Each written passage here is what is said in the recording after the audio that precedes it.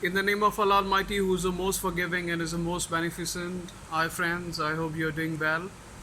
तो आज के इस वीडियो में मैं रीडिंग स्पीड के हवाले से आपसे बात करूंगा कि रीडिंग स्पीड को कैसे इम्प्रूव किया जाए और रीडिंग स्पीड की ज़रूरत असल में क्या है हमें। वैसे तो काफ़ी इफ़िशिएंट रीडर्स हमारे बीच मौजूद हैं, जो रेगुलर रीडर्स हैं वो काफ़ी थोड़े वक्त में काफ़ी बुक्स को पढ़ लेते हैं, लेकिन रीडिंग स्पीड को इम्प्रूव करने के लिए आपको घंटों की रीडिंग नहीं चाहिए। उसके लिए एक प्रैक्टिस है जो आपको करनी पड़ेगी। नॉर्मन लीविस अपने बुक में सजेस्ट करते हैं कि स्पीड हासिल करने के लिए आपको अपने ब्रेन को ट्रेन करना है, ना कि घंटों तक बुक्स को पढ़ना है। वैसे बुक्स तो काफ़ी आपके काम के हैं। आप अगर यूनिवर्सिटीज़ में पढ़ते हैं तो बुक्स आपको पढ़ने हैं, प्रोफेशनल लाइफ में हैं तो यकीनन ऑफिस वर्क की रीडिंग आपको करनी है। सबसे कम टाइम में आपको जो है वो काम करना है, वो भी स्पीड रीडिंग से ही पॉसिबल होगा। और ख़ास करके जब आप CSS के एग्ज़ाम दे रहे हैं या फिर कोई भी एग्ज़ामिनेशन जो कॉम्पिटिटिव एग्ज़ामिनेशन है वो अगर आप दे रहे हैं तो स्पीड आपको चाहिए। रीडिंग कॉम्प्रीहेंशन आप कर रहे हैं तो स्पीड आपको चाहिए, प्रीसी राइटिंग कर रहे हैं तो स्पीड आपको चाहिए, ऐसे आपको बनाना है तो स्पीड आपको चाहिए। तो रीडिंग स्पीड से किसी भी बात से कोई इनकार नहीं कर सकता कि रीडिंग के अंदर स्पीड आपको नहीं चाहिए। स्लो रीडिंग आपको बहुत जगह पे नुकसान दे सकती है। तो इस नुकसान से बचने के लिए और रीडिंग के ऊपर मास्टरी हासिल करने के लिए कुछ चीज़ें हैं जो मैं आपके साथ शेयर करना चाहता हूँ, और वो वर्ल्ड वाइडली इस्तेमाल की जाती हैं। ख़ास करके यूरोप के अंदर और अमेरिका के एजुकेशन सेक्टर के अंदर उन चीज़ों को पढ़ाया जाता है। सबसे पहले मैं आपको ये बात बताना चाहता हूँ कि जब भी हम रीडिंग करते हैं तो हम फोकस करते हैं बुक के अंदर जो पेज है उसकी लाइन के ऊपर। तो जो सबसे पैसिव रीडर है वो अपने फोकस को डिवाइड करता है 5 से 6 स्लैंड्स में, और जो एफिशिएंट रीडर है वो अपने फोकस को डिवाइड करता है 4 से 3 स्लैंड्स में, और जो मास्टर रीडर है वो डिवाइड करता है उन स्लैंड्स को 2 से 3 स्लैंड्स में। उसकी ये एवरेज है। अगर उसकी वोकैबुलरी पड़ी हुई है, पहले ही काफ़ी स्ट्रक्चर्स को जानता है, तो फिर वो जो है स्लैंड्स को 2 में डिवाइड करेगा। और मास्टर रीडर की बहुत सारी क्वालिटीज़ भी हैं जो मैंने अपने पिछले वीडियो में आपसे शेयर की हैं, तो उनको ज़रूर देख लीजिएगा, क्योंकि मास्टर रीडर को जब तक आप समझेंगे नहीं तो आप भी तब तक मास्टरी रीडिंग के ऊपर हासिल नहीं कर सकते। दूसरी बातों में अपना टाइम ज़ाया ना करें।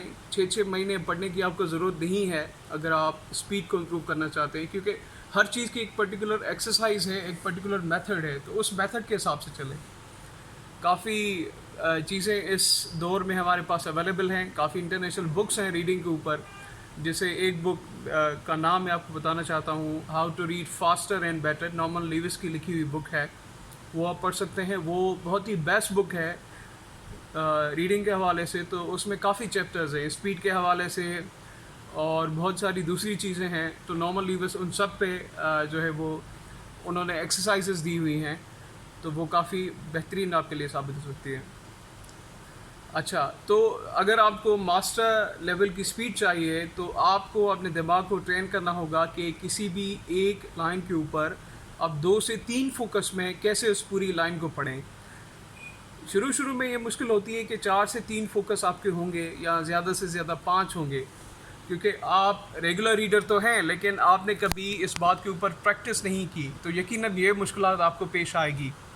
सबसे पहले मरहले में आप अपनी फोकसिंग पे ध्यान रखें कि जिस लाइन के ऊपर मैं फ़ोकस करने जा रहा हूँ उसके सारे वर्ड्स मुझे आते हैं। वर्ड्स आपको नहीं आएंगे तो यकीनन मीनिंग ब्रेक करने में उससे आपको टाइम लगेगा और आपकी स्पीड मैटर करेगी यहाँ पे।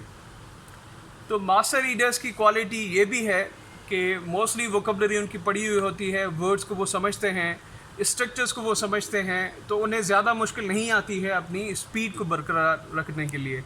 तो अपनी वोकैबुलरी पे भी आप काम करें, वोकैबुलरी को कलेक्ट करें आहिस्ता आहिस्ता से, लेकिन स्पीड आप ज़रूर हासिल कर सकते हैं विद इन 3 या 4 वीक्स। ये पॉसिबल है, ये कोई मुश्किल बात नहीं है। आप अपने माइंड को ये एक्सरसाइज करवाएं कि मुझे सिर्फ 2 से 3 फोकस लगाने हैं रीडिंग के अंदर। ये बार बार करें, बार बार करें। आपको खुद ही जो है वो प्रैक्टिस के बाद आंसर मिल जाएगा। एक पेज जिसके अंदर 40 लाइंस हैं किसी भी बुक के अंदर, तो अगर वो 40 लाइंस आप एक लाइन मतलब 3 स्लांट्स एवरेज से अगर आप पढ़ते हैं तो उसका पूरा टाइम नोट करें। पूरे पूरे पैसेजेस 1000 वर्ड के 500 वर्ड्स के, उनका पूरा आप टाइम नोट करें। उनके बाद उनको कंपेयर करें कि मैंने अब कितने वक्त में कितनी रीडिंग जो है वो मैंने स्पीड बना ली है। सेम पैसेजेस को भी आप बार बार पढ़ें, क्योंकि सेम पैसेजेस जब आप पढ़ेंगे तो आपको ब्रेन को पहले ही मालूम होगा कि ये पैसेज मैं पढ़ चुका हूँ। दोबारा जब वही चीज़ आप करेंगे तो आपको बहुत कम टाइम लगेगा। और बार बार पढ़ने से ये भी एक फ़ायदा होता है कि वो स्ट्रक्चर्स आपके ब्रेन के अंदर सेव हो जाते हैं, वो वर्ड्स आपके ब्रेन के अंदर सेव हो जाते हैं और उसके नतीजे में आपकी रीडिंग पावर और भी बढ़ने लगती है। तो इस तरीके की प्रैक्टिस करें। मैं आर्टिकल आपके साथ शेयर कर लेता हूँ जिसमें पूरा मेथड लिखा हुआ है स्टेप बाय स्टेप, और ख़ास करके वो एक्सरसाइज उसका एक पूरा स्केच बना हुआ है, तो वो स्केच आपके बहुत काम का है। उस स्केच को ज़रूर देखें। Thank you.